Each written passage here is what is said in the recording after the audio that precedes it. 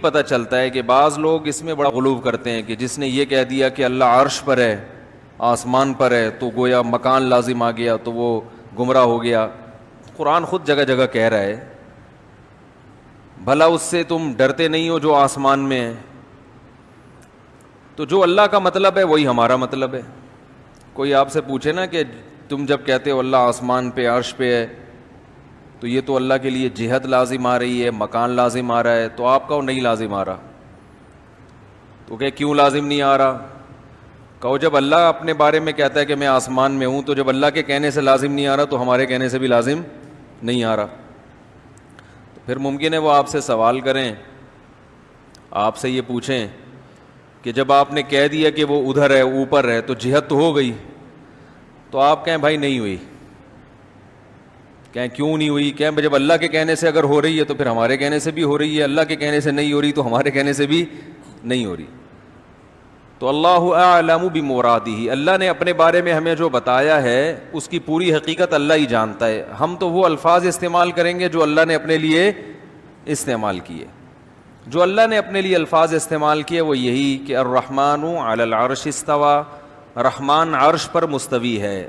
عرش تخت کو کہتے ہیں، اللہ کا ایک تخت ہے، اس کی حقیقت ہمیں معلوم نہیں ہے، بس وہ ہے کیسا ہے۔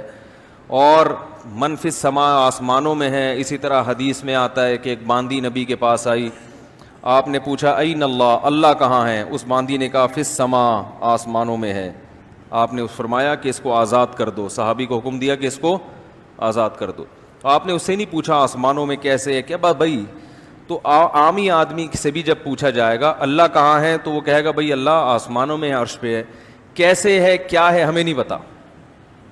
البتہ قرآن میں کچھ دوسری آیتیں ہیں جن میں آتا ہے وَهُوَ مَعَكُمْ أَيْنَمَا كُنْتُمْ، تم جہاں بھی ہو وہ تمہارے ساتھ ہے، یہ بھی ہے قرآن میں۔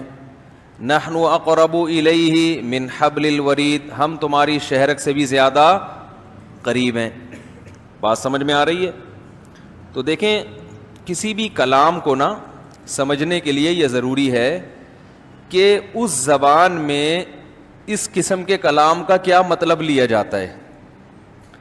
تو جب بھی ہم کسی سے بات کرتے ہیں، اردو میں بھی جو اصول ہیں وہی عربی میں ہیں اس معاملے میں۔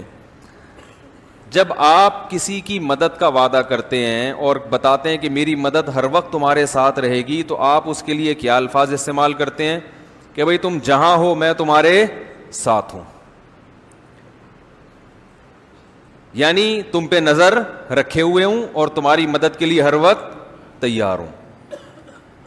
تو یہاں مطلب یہ ہوتا ہے کہ علم کے لحاظ سے بھی تمہارے ساتھ ہوں، یعنی مجھے پتا ہوگا تم کیا کر رہے ہو، نظر رکھی ہوئی ہے میں نے، اور قدرت کے لحاظ سے بھی تمہارے ساتھ۔ قدرت کا مطلب کہ تمہاری مدد پر میں قدرت رکھتا ہوں، تم یہ نہ سمجھو کہ مجھے قدرت ہی نہیں ہے، تو میں ہر وقت تمہاری مدد کر سکتا ہوں۔ تو عربی میں بھی، چونکہ عربی بھی ایک زبان ہے، تو قرآن جب عربی میں نازل ہوا تو قرآن کا بھی وہی مطلب لیا جائے گا جو عربی زبان میں مطلب لیا جاتا ہے۔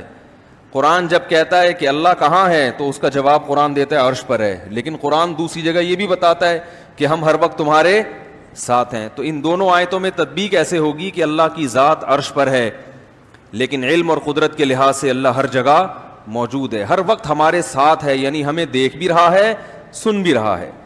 جیسے قرآن میں حضرت موسیٰ علیہ السلام کے بارے میں آتا ہے کہ ہم نے موسیٰ اور ہارون کو فرعون کے پاس بھیجا۔ اب حضرت موسیٰ گھبرا رہے ہیں کہ فرعون نے تو، وہ تو بڑا ظالم ہے، وہ تو مجھے مار ڈالے گا۔ تو اللہ نے فرمایا اننی معکما اسمع و ارا، اے موسیٰ اور ہارون گھبراؤ نہیں، میں تم دونوں کے ساتھ ہوں، سب کچھ سن بھی رہا ہوں اور دیکھ بھی رہا ہوں۔ تو یہ اللہ نے بتا دیا کہ اللہ کے انسان کے ساتھ ہونے کا مطلب کیا ہے۔ سمجھ میں آ رہی ہے بات؟ اللہ کے انسان کے ساتھ ہونے کا مطلب کیا ہے، یہ قرآن نے خود بتا دیا کہ مطلب یہ ہے کہ میں ہر وقت تمہیں دیکھ بھی رہا ہوں اور ہر وقت سن بھی رہا ہوں، یعنی تمہاری ہر وقت مدد کر سکتا ہوں، ایک ایک چیز سے باخبر ہوں۔ اس لحاظ سے اللہ ہمارے قریب بھی ہے، لیکن اللہ کی ذات کہاں ہے؟ عرش پر ہے، لیکن اس کی کیفیت ہمیں معلوم نہیں ہے۔